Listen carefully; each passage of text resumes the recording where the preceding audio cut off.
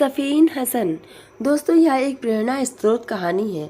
गुजरात के सूरत में रहने वाले सफ़ीन हसन की है। सफ़ीन हसन एक मध्यम वर्गीय परिवार से थे। सफ़ीन अपने माता पिता के साथ गुजरात के सूरत में रहते थे। शुरुआती दौर में उनके माता पिता सूरत के एक डायमंड यूनिट में काम करके अपने परिवार का गुजारा करते थे, परंतु कुछ ही दिन बाद किसी कारणवश उनकी माता पिता की नौकरी चली गई।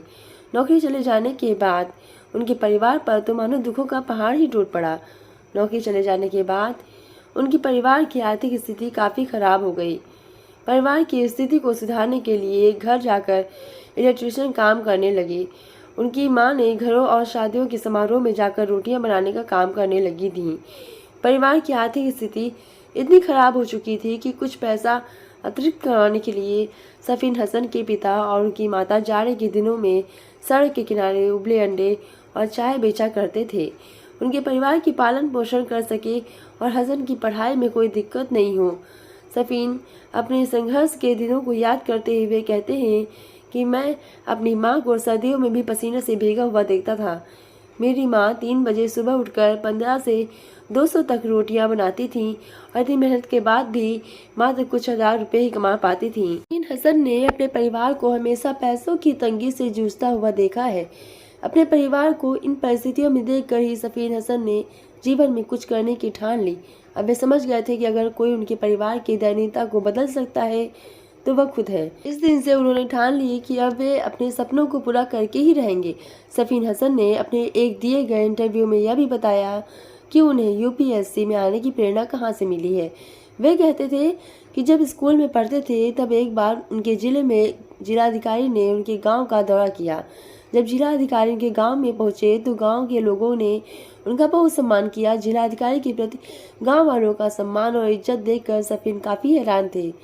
जब उन्होंने एक व्यक्ति से पूछा कि यह कौन है जिसके साथ इतने अधिकारी और सुरक्षा के गार्ड की गाड़ियां चल रही हैं, तब उन्हें किसी ने बताया कि हमारे जिला के जिलाधिकारी हैं और इनका रुतबा किसी राजा से कम नहीं है, इसलिए उन्हें इतना सम्मान दिया जा रहा है।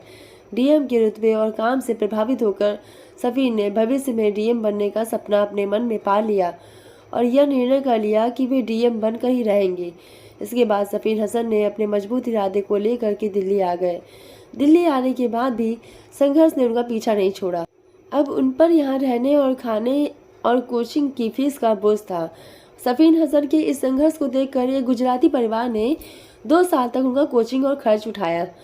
सफ़ीन हसन तो प्रतिभाशाली छात्र थे ही, परंतु प्रतिभाशाली होने के साथ साथ अपने लक्ष्य को पाने का जज्बा कूट कूट कर भरा था।